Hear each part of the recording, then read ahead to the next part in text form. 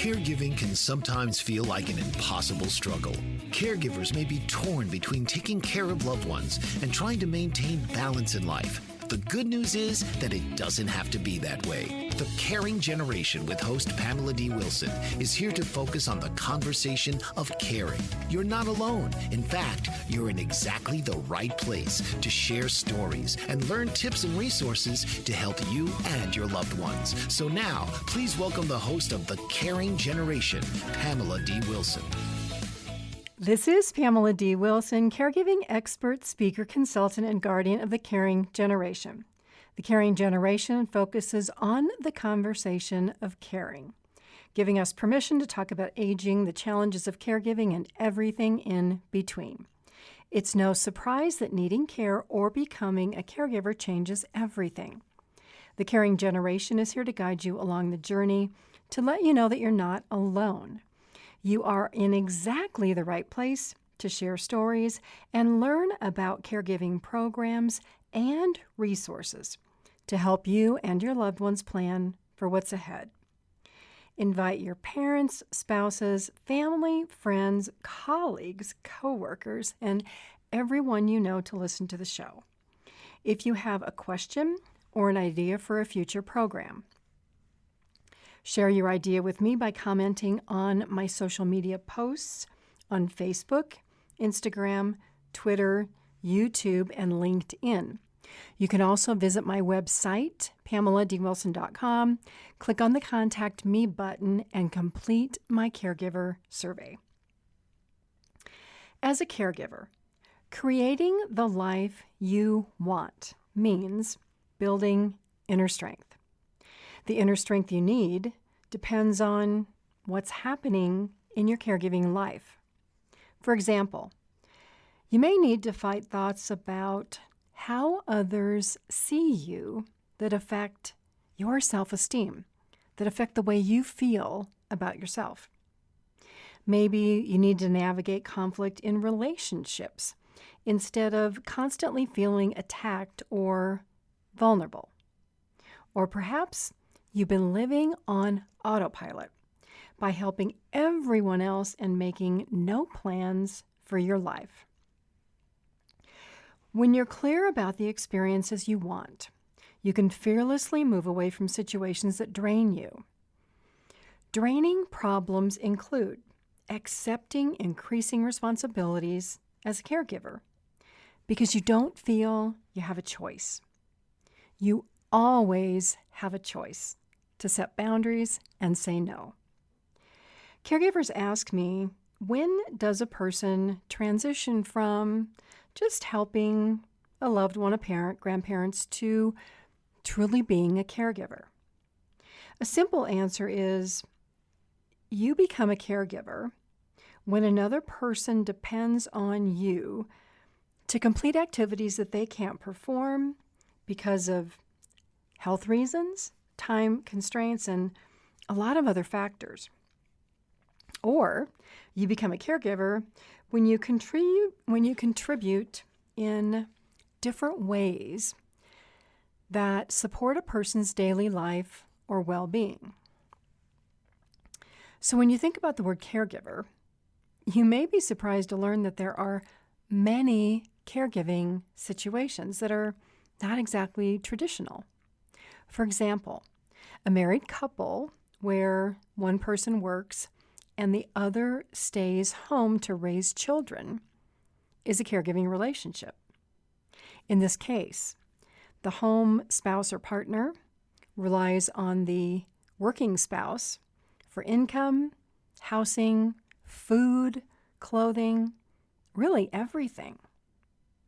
The wage-earning spouse is also a caregiver for the family. And at the same time, the parent raising children is a caregiver for the children. And this person also makes it easier for the working spouse to work because this spouse or partner takes care of all of the household and everything that goes on and the groceries and just a lot of other details. So this question arises, how do I know I'm a caregiver? Because the general population doesn't frequently use the word caregiver. Health and medical providers use the term caregiver, and a lot of other words that I call medical speak that people not working in the healthcare industry don't understand. Caregivers are the glue that hold families together. They help sick loved ones continue to live at home as long as possible, raise children, and take care of working spouses. But what if you don't want to be a caregiver? Or the things you're being asked to do are beyond things that you are comfortable doing? What does this look like? How do you change your situation? How do you get out of this? Especially if you are the only child of a parent and there's no one else, or you're the only child of a parent and you don't have a good relationship with that parent. Maybe mom or dad's behaviors drove your brothers or sisters away, or even worse, mom's behavior drove dad away, or vice versa. This happens. If you are a young caregiver, you may have no idea how to navigate the expectations of a parent who wants you and expects you to take responsibility for their care and well-being. Some caregivers feel like they have to take responsibility for a parent who has a lot of issues, maybe abandonment issues from their childhood or disruptive behaviors, and they're hard to get along with. As that child, unless you caused or contributed to the problem, the burden for solving it is not yours. We are individually responsible for our lives and the problems we create. That is not anyone else's burden. If you're middle-aged or retired, you might be what's considered an older person caring for an older person. If you're retired, you may have been living the life of your dreams that all of a sudden has taken a detour and gone off track because your elderly parent needs care. So regardless of the situation, who you care for, your age, creating the life that you want can quickly fall into uncharted territory. You're not sure what to do. You feel overloaded with responsibilities. Maybe your self-esteem has taken a nosedive. Your health may be a problem. You might be second-guessing every single decision. Family members may be placing a guilt trip on you because they don't want to be involved in any caregiving activities. They want you to be that caregiver. When you question the source of this guilt or the reason that you feel guilty, think about this. Is the answer that other people have all these regrets and problems that they want to put on you? Do they want you to feel guilty so that they don't have to become involved? And in a sense, when you feel guilty, you're giving other people control over your feelings and your life. When you feel guilty, it's really something to think about and examine because it's not up to you to take on other people's emotional baggage. You also shouldn't make other people feel guilty for what they can do or what they can't do. There's so many reasons that caregivers feel lost in these types of situations. So during this program, we're going to look at 8 things for you to think about for creating the life that you want. And let's start with the simple one. It's number 1, taking 100% responsibility. Taking responsibility for your life can be a challenge because there may be a huge tendency to make excuses about why you couldn't do something or why something that you want to do is impossible. Moving ahead can be really difficult when there seem to be a lot of external forces and things that we don't control affecting our lives. If you look at the world today, so many variables, high interest rates, high inflation, banks are failing, a lot of political differences. Crime in some cities is out of control. There are problems with the education system. Healthcare isn't as good as it should be. Then we've got countries who are at war and a lot of economic turmoil throughout the whole world. So if you focus on things not in your control, of course there can be a million reasons why taking responsibility to create the life you want seems impossible. You might spend your time imagining, well, what if this happens or what if that happens? The only result of that is a bunch of mental confusion and a tendency to do nothing. But eventually there may be a point where you decide that you are going to move forward, regardless of all of these crazy external circumstances, especially if you don't want to be in the same position you are today, 6 months or a year or 2 years from now. In situations where so much is out of your control, where do you start? Well, consideration number 2 is to start writing down your goals. Get out a notebook, some paper, list experiences that you want in your life on one side of the page. Then on the other side, experiences you don't want. But only list those things that you can control, whether it's about caregiving or work, relationships, personal relationships, your health, any goals. Write it down. So examples, things I want in my life. I want to watch the sunrise every morning. I want to exercise. I want to spend time with my dog, my friends, my partner, my spouse. I want to be involved in my church and in my community. I want to have a job I love. I want to graduate from college. I want to be healthy. Then on the other side of that paper, things I don't want. Conflict in relationships, family drama, any kind of problem. I don't want to spend time with mom or dad who need care, but they yell at me all the time, or they don't appreciate my efforts. I don't want to delay college because of caregiving responsibilities. I don't want to delay marriage to be a caregiver. I don't want to work and have to spend all my money and my time on mom or dad's care. So as you can see, it's pretty easy to make a list of goals of wants and don't wants. So the first 2 considerations here for creating the life that you want are taking 100% responsibility. Nobody else to blame about where you are today but you, because you made those choices. And then second, start making this list of goals, the wants, the don't wants. And as you make the list, consider number 3, which is how are you going to learn or gain the skills so that you can take action to get more of what you want and less of what you don't want. Being a caregiver or an adult growing up means gaining a wide range of skills. Caregivers learn to do a lot of unexpected things: picking up medications, bathing a parent, changing adult diapers, attending medical appointments. There's a whole long list. But these are all kind of like task related. On the other side, there's gaining soft skills, and these are skills that really do have to be learned through experience because they support relationships and communication and your emotional health and your well-being. Soft skills are a lot more challenging to master than a task, right?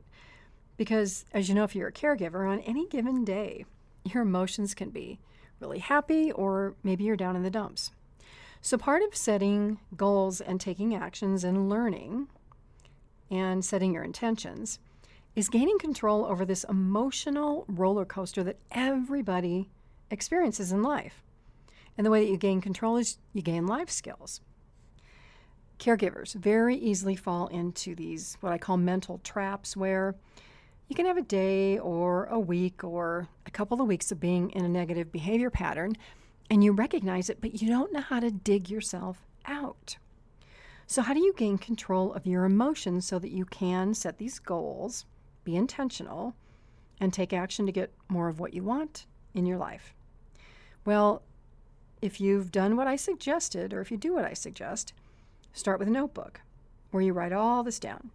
Goals, wants, don't wants. But every day also start writing down how you feel and what events or thoughts take your mood in one direction or another. What makes you happy? What makes you sad, frustrated, angry? And these things, these events, can be called triggers. And if you want to learn more about the psychological aspects of triggers, listen to the Caring Generation podcast I'm going to put the link in the transcript with Dr. Erlene Rosowski. If you go to my website and you just type in ROSOWSKY, that podcast will come out. I think it's called How to Deal with Crazy People. That podcast offers a perspective on managing emotions by recognizing these triggers and their effects on your emotions. And if you do that, you can gain insights about what you can do to balance out your emotions with facts. So when you notice your emotions going off track, start asking yourself questions like, well, why do I feel this way when what happens? Or when mom and dad say this? Or, when somebody cuts me off in traffic? Why am I angry about this thing or angry at this person? Why do I want to avoid this and not deal with it? Why do I feel resentful, happy, sad? Anyway, that I feel, right? Why do I feel this way? What's causing that?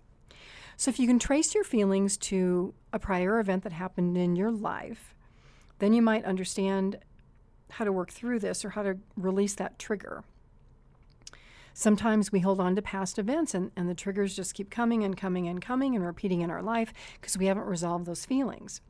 Now, on the other hand, what makes you happy? Is it listening to music? Is it going for a walk? Those can be positive triggers. You want to bring more of those into your life. And if you have a trigger that you can't figure out, really take some time to think about what the root cause is. Have an honest discussion with yourself about, did I contribute to this? Did I cause it? Talk to a friend, gain their insights about your feelings. Sometimes we need somebody looking in from the outside to give us a different perspective, which is number 4 on the list of how to create the life that you want. It is so easy to get stuck in a rut or a thinking pattern where we kind of see life as this one-way street. There's no detours, there's no compromises, no other options. This is just the way it is, and I'm a victim. Well, that's not true. There's a lot of ways, a lot of options, different roads out there if we're willing to gain a bigger perspective. The problem here is that if you're a caregiver, a lot of times you're mentally and physically exhausted, and so your brain kind of just shuts out all this clutter and this noise so that you can keep going from day to day to day. Add to this stress, guilt, grief, a lot of other emotions. They impact the brain's ability to think and plan. It's almost as if this switch just shuts off and autopilot takes over. And here's an example. How many of you do something and you look back and you don't even know how you got there? Maybe you drive to work and you can't remember the route you took. Or you fall into bed exhausted and you just can't even think of what did I do the past hour? Or maybe an hour goes by and you're like, what did I accomplish? You might also be this caregiver who's just caught up in this fast-paced spiral of doing and doing and doing and going and going. And heaven forbid you ever stop to take a break, or if you become sick, everything would simply fall apart. If this is your daily life, if this is your reality, you are well beyond what can or should be expected of any individual. When you feel that you are the only one who can care for your mom or dad, nobody else cares, you have crossed into this potential crisis zone. And many of you know what I'm talking about. You wake up and you think, oh my God, what is going to happen next? What crisis am I going to have to deal with? What problem? What's going to happen? Some caregivers tell me that they hope that they don't wake up tomorrow because the responsibilities that they are having to take on really are more than they can bear, and they'd rather not have to live through this. It's a lot of work. It's a lot of stress. Now, if you're a caregiver and all of this is new and it's still exciting and happy for you, well, know that all it takes is a heart attack, a hip fracture, some situation that turns your happy caregiving situation into a nightmare. So do not judge other caregivers who say that they're stressed or they have a lot to do, because one day you may be in their shoes. Considering what might happen, that things can change from good to bad, is exactly why setting boundaries about what you can do as a caregiver is critical. But you have to be able to think, to free up some brain space, to gain a broader perspective. because our view of life is usually based on our personal experiences and knowledge. And when I say based on, I really probably should say limited to, because it's impossible to know everything. And experience gaps, knowledge gaps, result in making mistakes.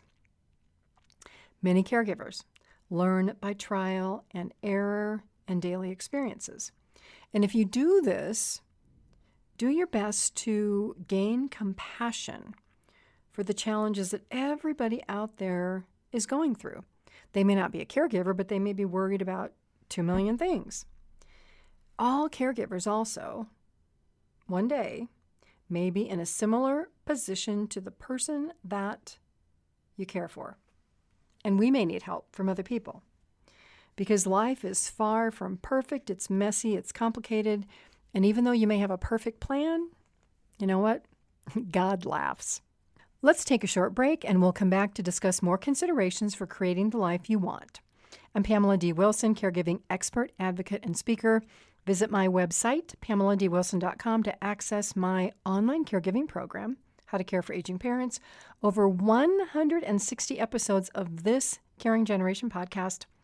You'll find my caregiving library, links to my online support group on Facebook. It's called The Caregiving Trap. You can also visit my YouTube channel, Pamela D Wilson, caregiving expert, to watch hundreds of videos answering questions caregivers ask. Stay with me. I'll be right back.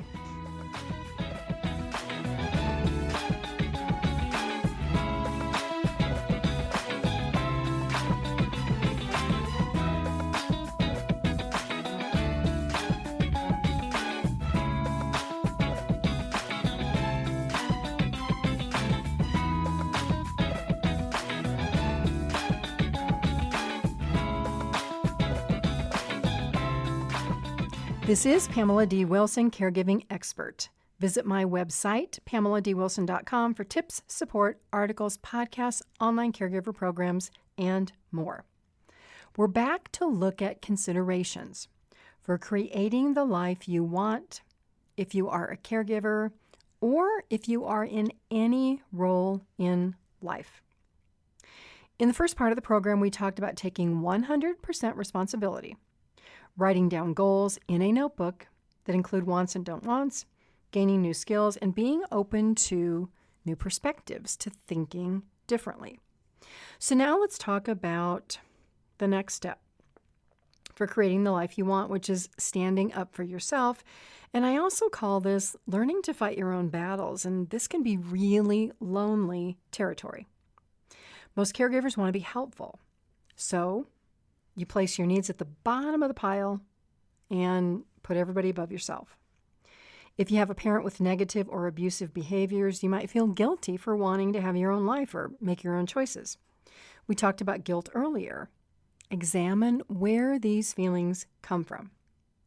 Caregivers share with me that they feel criticized, unappreciative, and have low self-esteem. Others who move parents into their homes saw the red flags and all of the potential problems beforehand. And they still made the decision to move parents into their homes because they felt guilty. Now this situation is a living nightmare. As a caregiver, it's okay to prioritize your life and how you help others in the ways that you can. Unfortunately, many caregiving situations become imbalanced because the caregiver becomes overly helpful. And as a result, aging parents, spouses, grandparents, others become more dependent on the caregiver, and they expect you to do more. So in a sense, the caregiver, through their actions, trains aging parents, a spouse, grandparents to expect to be taken care of. And then, eventually, this all goes too far. The caregiver burns out, objects, says, I can't do this anymore. And all these people you care for are objecting. They're like, well, what do you mean you don't want to do this anymore? You've been doing it for years. So, rather than training others to become dependent on you through your actions, which may initially feel really good because you feel needed, train others to do as much as possible for themselves. Help them be independent as long as possible so that you can remain independent and go on with your life as you plan. Creating the life you want by fighting your needs can minimize feelings of regret, anger, or resentment. If others try to tell you what to do, invite them to get involved and to take their own advice. Giving them projects is one way to stop their interference. Invite them to be the caregiver for the week so that they can see how their suggestions work out or not. If they don't want to help, then they don't get to give you advice. Don't allow other people to tell you what to do unless they become involved in the solution. But then you have to decide on a plan, because a lot of caregivers complain about not having help, and then when they get help, they become critical because the helper isn't doing things their way. Caregivers can become way over-controlling and thinking there's only one right way to do something. Not true. Ask for help, accept the help, be flexible, and say thank you. The next item on the list for creating the life you want is doing one more thing every day to move your life to what you'd like it to be. And I know you're thinking, oh, Pamela, I can't do one more thing a day. Well, but this is for yourself. It's not for somebody else. So here's some examples. A daily activity could be spending 20 minutes investigating options or writing out that plan for your life. Now, if you're not disciplined, holding yourself accountable for one daily action is a new habit that you want to learn. Because as you realize what is possible and you become realistic about changes you have to make, things you must know or learn, you may have to adjust your routine to get what you want. Don't expect other people to change. Instead, be that change in your life. The path to creating the life you want may not be smooth, especially if you're working your way out of a situation where a parent or a spouse has become very dependent on you. Or if you're the responsible person who takes care of everything and you make life easy for other people. They are not going to want to have their life changed because you want to do something different. So this behavior pattern of an overly helpful or high-performing person, if you're a caregiver, eventually catches up with you, especially if you don't manage expectations and set boundaries. If you're a caregiver, you might just take over because it's easier and quicker for you to do things than waiting for your parents or somebody else to do it, right? Do not take away opportunities from other people to manage their own lives, even if it takes them hours or more effort than you, because if you do this, you're only going to pile on more work and stress on yourself. Step back. Let aging parents and spouses do what they can still do, regardless of how long it takes them. So in that notebook where you started that list, wants and don't wants, and triggers that affect your moods, create that list of something you can and will do every day to move you forward toward creating the life you want. And then document that thing that you completed every day. Making progress one step at a time will lift your mood and motivate you to start doing more for yourself. Your life will become more balanced. You may feel that your mood lightens. You may become more hopeful, happy, motivated. All of this is good for you. It's okay to make time for you and make your life a priority. But through all of this, it's important to continue to manage your thoughts, which is, I think, number 7 now. You become what you think about. If you worry, you become more worrisome. If you feel angry or negative about other people, you become that angry or negative person, because that's all your mind thinks about. There's no way to change your life unless you change your thinking and take control of your thoughts. As we talked, stress or exhaustion can result in your brain becoming stuck on these thoughts. Think of a time when you were upset and you ruminated about an event. Your mind kept repeating that story over and over again, and maybe the story got worse. It can take a lot of effort to stop your mind from this loop of events that just really upsets you more. So if you want a different life or a different result, you've got to change your thinking and your behavior patterns and stop your brain from going there. Gain a different perspective, change habits. This can take effort if you've been stuck in this rut of one-way thinking or behavior for a long time, so you may need to press that pause button to become present and thoughtful. Becoming present means thinking before speaking, thinking before acting.